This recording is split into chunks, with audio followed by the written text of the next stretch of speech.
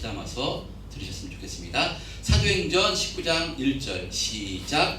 아볼로가 고린도에 있을 때 바울이 윗지방으로 다녀 에베소에 와서 어떤 제자들을 만나. 예, 오늘 본문의 말씀은 이제 사도행전 가운데 사도 바울이 3차 전도여행을 하는 말씀이 기록된 내용입니다. 1차, 2차, 3차 전도여행을 이렇게 통해서 우리가 은혜를 나누고 있는데요. 오늘은 3차 전도여행에 대한 내용인데요. 1차 전도여행을 어떻게 했는가 하면요. 우리 한번 지도 한번 보시면요. 지도. 예. 사도 바울이 이 비시디아 수리아 안디옥에서 1차 전도여행을 떠났어요. 배 타고 이렇게 부브로 섬을 지나서요. 이렇게 버가에 도착해서 이 비시디아 안디옥, 이고니온, 루스드라, 더베 이 갈라디아 지방에서 복음을 전하고 다시 거꾸로 돌아오는 것이 배 타고 돌아오는 것이 1차 전도여행이었습니다. 그리고 다시 2차 전도여행은요. 2차 전도여행은 이 수리아 안디옥에서요. 여기서 바나바랑 대판 싸웁니다.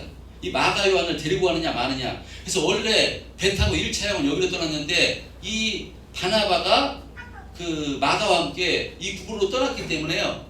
이 사도 바울은 이제 육로로 이 갈라디아 지방을 시작으로 해가지고 이 비시디아 안디옥에서 이 위에 좀 줄여주세요. 여기서 이 윗지방, 이 터키 지방 윗지방으로 이렇게 복음을 전하고 있는데 성령께서 이 지방이 아니라 이 유럽 땅으로 복음을 전하게 그 환상을 통해서 하심으로요. 맨 처음에 여기서 들어와서 배 타고요. 첫 성 빌립보 성에 시작으로 해가지고 이 유럽 땅에 복음을 전해서 이렇게 그 베레아, 아덴, 고린도에서 배 타고 여기서 머리를 깎고 에베소에서 지나서 이 가이사랴에 와서 다시 올라가서 2차 전도여행이 마무리가 됩니다. 그리고 오늘 본문의 말씀은요. 3차 전도여행인데요. 이 3차 전도여행은 다시 3차 전도여행은 이제 이미 세워진 교회에 양육하기 위해서 3차 전도여행을 따는 것입니다. 3차 전도여행도 먼저 이 수리아 안디옥에서 이 갈라디아 지방 여기서 돌아가면서 성도들을 권면하고요. 바울이 진짜 어디로 가는가 하면요. 바로 이 에베소에 도착합니다. 오늘 본문에 에베소에 도착한 내용인데 이 에베소는 2차 전도여행 때 사도 바울이 에베소에서 잠깐 들렸습니다. 그때 복음을 전했을 때 이 에베소 유대인들이요 오래 머물면서 자신들에게 복음을 전해달라고 했으나 사도 바울이 이제 가기로 정해졌기 때문에 하나님의 뜻이면 다시 돌아오겠다 해서 금방 떠났던 곳이 에베소 지역입니다. 근데 다시 지금 3차 전도여행 가운데 에베소에 도착을 한 것입니다. 이 에베소에서 가장 사도 바울이 오랜 기간 약 횟수로 3년, 2년 4개월 동안 가장 긴 기간 동안 에베소에서 이제 정착하면서 복음을 전하게 되는데요. 근데 지난 말씀에 이 에베소에서 사도 바울이 누구와 만났었는가 하면요. 아볼로라는 사람과 만났습니다. 그래서 아볼로라는 사람을 만났는데 이 아볼로라는 사람을 사도 바울이 만난 것이 아니라 아볼로라는 사람이 등장했는데요. 아볼로가 회당에서 복음을 증거할 때 브리스길라 아볼라가 들어보니까요. 뭔가 좀 부족합니다. 제가 좀 전에 전했던 이 십자가 복음이 아닙니다. 뭔가 좀 부족한 복음을 전합니다. 그래서요. 브리스길라와 아볼라가 자신의 집으로 초청을 해가지고 이 아볼로에게 이 예수님의 십자가 복음을 증거할 때 이 복음으로 충만케 된 이 아볼로가 아가야 지방으로 가서 복음을 증거하고자 했습니다. 그래서 이 성도들이 이 서신을 써가지고요. 이 아볼로는 아가야 지방이 어딘가 하면 고린도 지방입니다. 고린도 지방으로 가서 복음을 전하고요. 오늘 본문 1절에 보면 그래서 아볼로가 고린도에 있을 때 바로 바울이 윗지방에서 이렇게 에베소에 도착한 것입니다. 도착을 해서 어떤 제자들을 만납니다. 어떤 제자인가? 성경에 기록되지 않는데요. 어떤 제자들을 만나서 사도 바울이 뭐라고 얘기하는가 하면요. 2절에 보면요. 오늘 2절에 이 제자들에게 너희가 믿을 때 성령을 받았느냐? 그러니까 묻자요. 이들이 뭐라고 하는 거야? 아니라 우리는 성령의 계심도 듣지 못하였노라. 이렇게 이야기합니다. 그래서 바울이 이럴 때 그러면 너희가 무슨 세례를 받았느냐? 그래서 그들이 뭐라고 대답하는가 하면요, 요한의 세례니라. 그러니까 요한의 세례를 받았다라고 이렇게 말씀합니다. 자, 그러니까 이들이, 이 제자가 어떤 제자인가, 요한의 세례를만 안 제자입니다. 이 제자, 그럼 세례 요한에게 직접 세례를 받은 제자인가? 그것이 아니라요, 이 성경의 본문상 아볼로가 요한의 세례만 알았기 때문에 이 에베소에서 요한의 세례를 가지고 증거했습니다. 그 회당에서. 그러니까 아볼로로부터 이 요한의 세례에 대한 이 말씀을 듣고요, 이 요한의 제자, 아볼로의 제자가 됐던 사람들인 것 같습니다. 자, 그럴 때 바울이 이 요한의 세례만 안 이들에게 무엇을 증거하는 거면 예수 그리스도의 십자가의 성령의 세례에 대해서 이렇게 말씀하는데요. 4절 5절 한번 합독해 보겠습니다. 4절 5절 시작. 바울이 이르되 요한이 회개의 세례를 베푸며 백성에게 말하되 내 뒤에 오시는 이를 믿으라 하였으니 이는 곧 예수라 하거늘 그들이 듣고 주 예수의 이름으로 세례를 받으니. 예, 자, 지금 이제 사도 바울이요, 요한의 세례만 알고 있던 이 제자들에게 이 요한의 회개의 세례를 베풀 때 무엇을 가르쳐 줬는가 말하는데요. 마태복음 3장 11절 12절에 바로 세례 요한이 이 회개의 세례를 베풀 때 뭐라고 말씀했는가 하면요, 나는 너희로 회개하기 위하여 물로 세례를 베풀거니와 내 뒤에 오시는 이는 나보다 능력이 많으시니 나는 그의 신을 들기도 감당하지 못하겠노라. 그는 성령과 불로 너희에게 세례를 베푸실 것이요 라고 이렇게 세례 요한이 선포했습니다. 그러니까 세례 요한의 세례는요, 어떤 세례인가 하면요, 물세례입니다. 물세례란 자신의 죄를 회개할 때 주어지는 세례입니다. 그래서 세례 요한은 자신의 죄를 회개하라는 의미로 물세례를 받고, 그 다음에는요, 예수님으로부터 어떤 세례를 받으라고 말씀하는가 하면요, 바로 성령과 불세례를 이렇게 받을 것을 말씀합니다. 그러니까 내 뒤에 오시는 이 그분은요, 나라의 신을 들게도 감당할 수 없을 정도로 위대한 분이시다. 그가 너에게 성령과 불로 세례를 베풀 것이니 그 예수님으로부터 성령과 불로 세례를 받으라고 이렇게 이야기한 것입니다. 그러니까 세례 요한은 자신의 주는 세례는 물세례이고요, 예수님께서는 성령과 불로 세례를 베풀어 주실 것이다 선포하신 것인데, 자, 그러면 세례는 무엇이냐? 여러분 세례 다 받으셨죠? 세례는 무엇이냐? 세례는요, 죽었다가 다시 사는 것, 죄를 씻는 의미로 우리가 물세례를 받습니다. 세례나 침례나 같은 의미입니다. 우리가 장로교에서는 약식으로 물을 머리에 이렇게 껴얹어 3번 껴얹는 형식으로 세례를 주는데요, 침례는 뭐냐? 먼저 아시죠? 침례는 물속에 들어갔다가 나옵니다. 무슨 의미인가 하면요, 물속에 들어가면 어떻게 됩니까? 죽습니다. 사람이 죽었다가 다시 살아나는 것, 죄에 대해서 죽었다가 다시 살아나는 것, 이것이 세례고 침례입니다.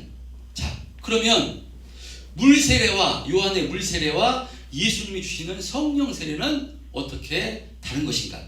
여러분, 구원 받으려면 어떤 세례를 받아야 되는 것이겠습니까?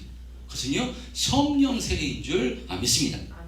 우리가 물속에 들어갔다 나오는 물 세례를 받았다고 해서 구원받는 것이 아닙니다.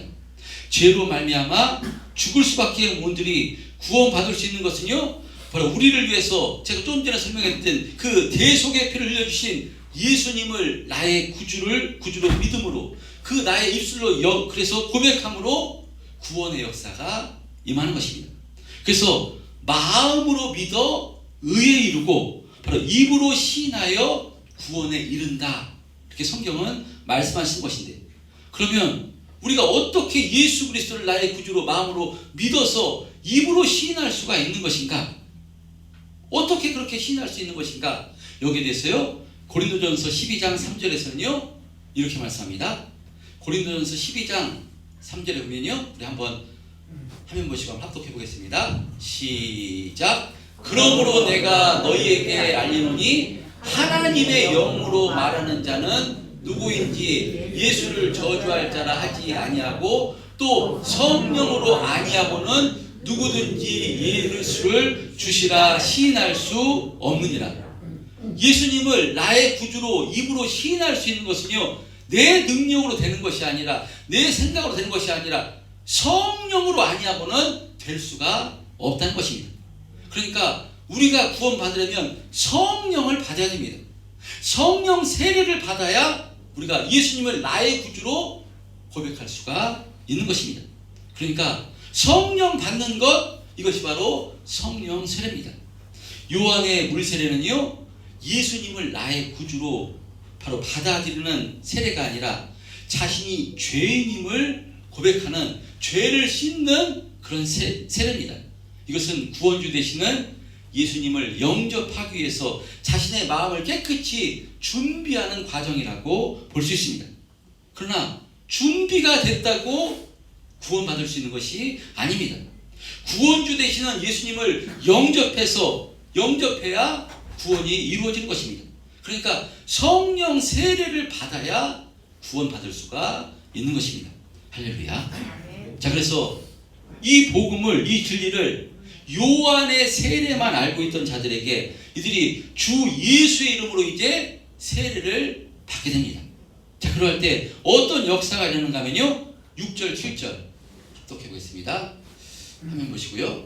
졸면 안 됩니다. 6절 7절 우리 시작. 바울이 그들에게 안수함에 성령이 그들에게 임하심으로 방언도 하고 예언도 하니 모두 12사람쯤 되니라. 예, 이와 같이 바로 사도 바울로부터 세례를 받자요, 성령이 임하는 역사, 성령 세례가 임한 것인데, 그러자 그들에게 어떤 역사가 있는가 하면요, 이 성령이 임하자 방언도 하고 예언도 하는 역사가 일어나게 된 것입니다.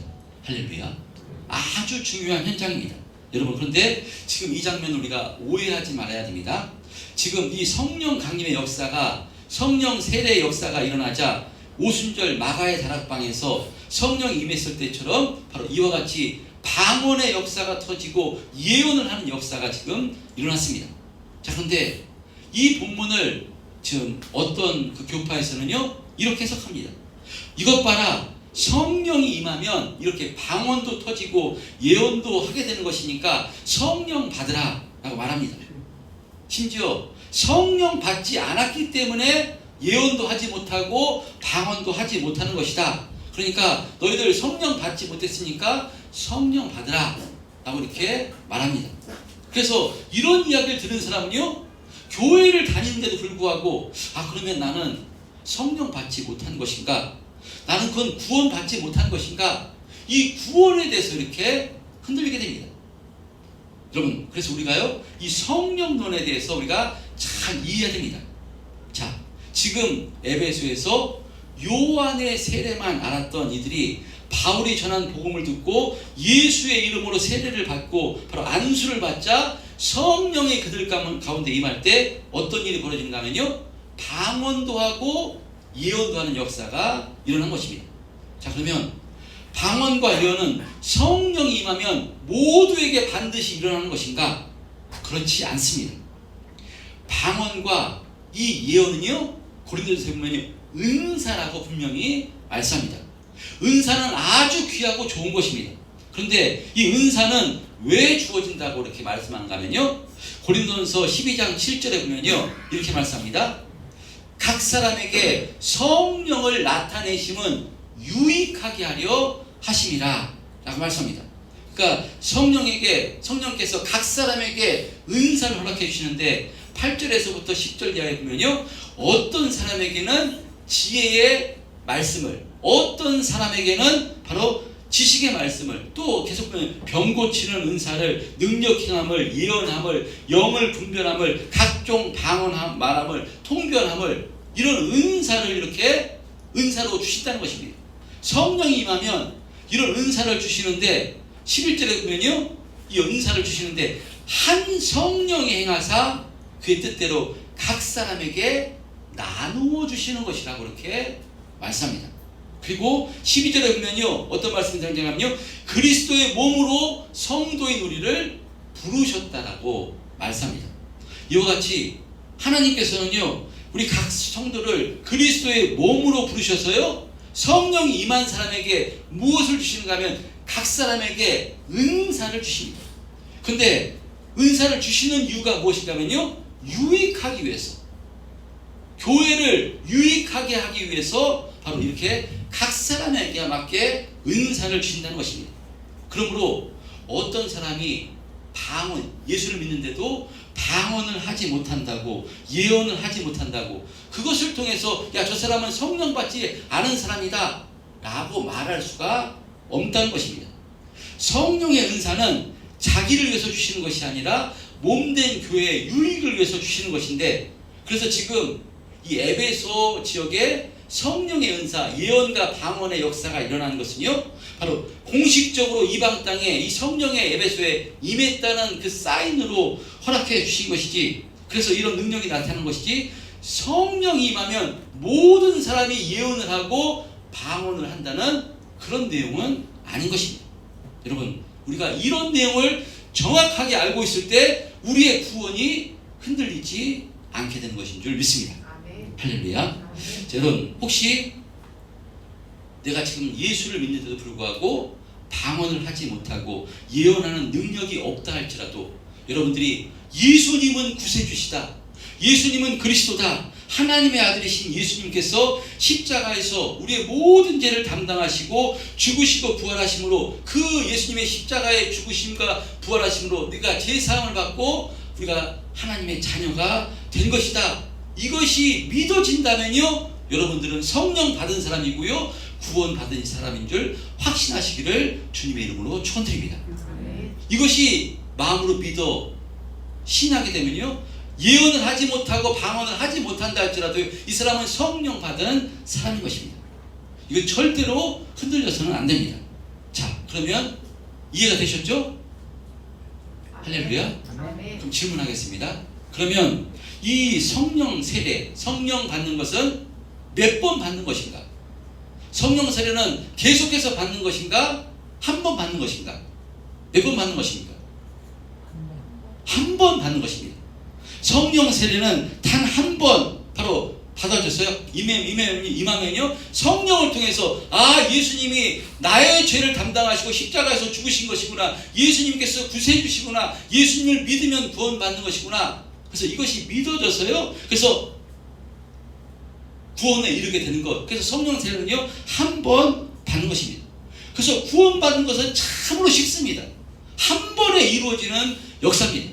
목사님, 잘못한 것도 많은데, 죄진 것도 많은데 그렇게 입으로 시인해서 한 번 예수 믿는다고 구원이 임하는 것입니까? 맞습니다.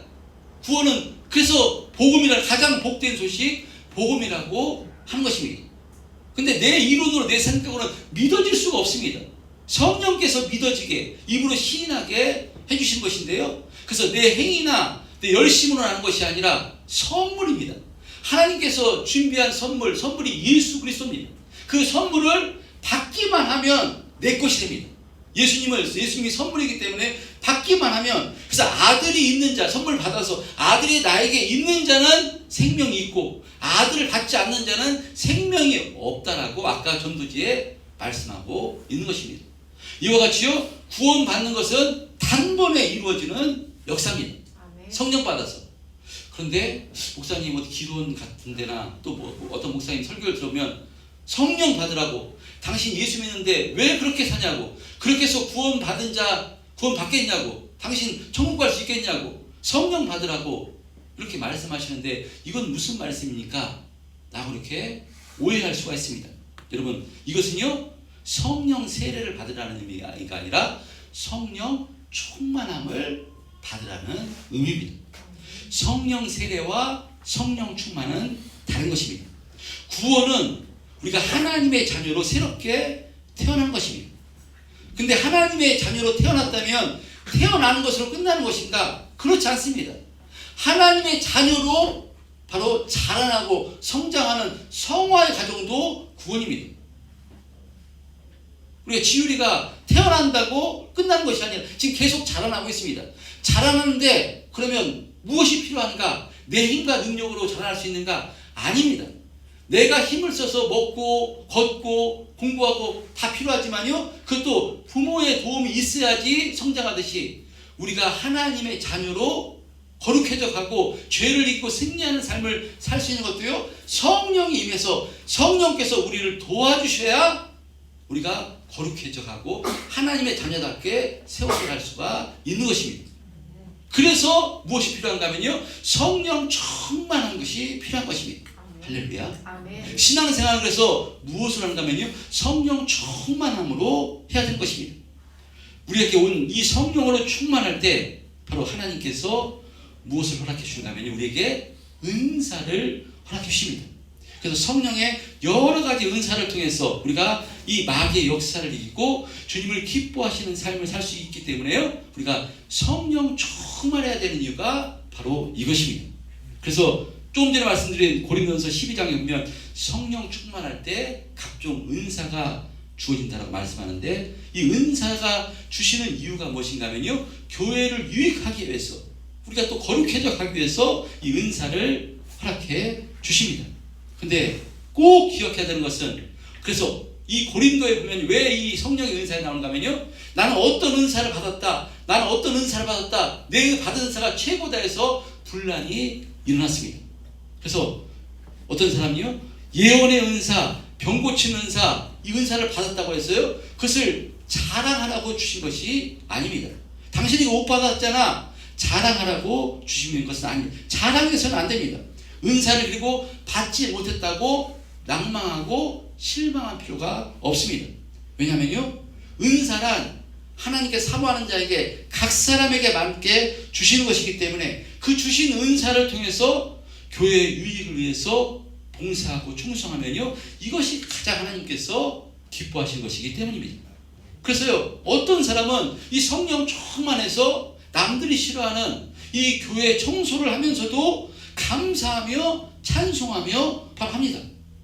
억지로가 아니라 내 안에서 성령께서 주시는 은혜로 충만해서 주님의 몸된 교회를 섬기는 것이 너무 기쁘다, 감사하다, 찬송을 하며 기쁨으로 하게 됩니다. 성령으로 충만할 때.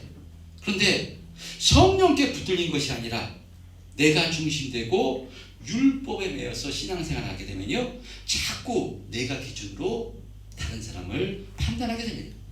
나는 이렇게 열심히 내는데 다른 사람은 뭐야? 왜 나만 열심히 낼 필요가 있어? 하면서 왜 나만 이렇게 해야 돼? 그래서 내 입술에 불평과 원망이 나오게 되고요, 자신과 다른 사람을 비교해서 판단과 정죄를 하게 됩니다. 여러분, 그러므로 성령으로 충만한 것은 어떤 신비한 능력과 경험을 바로 경험하는 것, 이것이 핵심이 아닙니다.